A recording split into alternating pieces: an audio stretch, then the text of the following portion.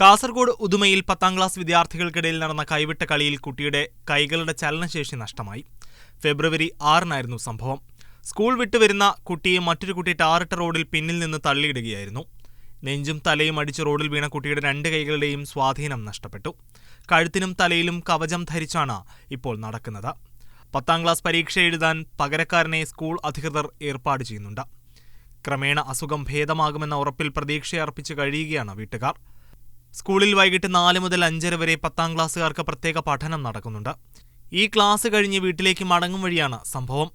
തന്റെ പുസ്തകം മറ്റു കുട്ടികളെ ഏൽപ്പിച്ച ഒരു കുട്ടി പുറകിലൂടെ വന്ന് തള്ളിയിടുന്നതിന്റെ ദൃശ്യങ്ങൾ CCTV ക്യാമറയിൽ പതിഞ്ഞിരുന്നു.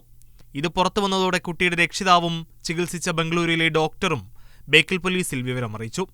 പോലീസ് ബാലനീതി നിയമപ്രകാരം കേസെടുത്ത് അന്വേഷണം ആരംഭിച്ചു.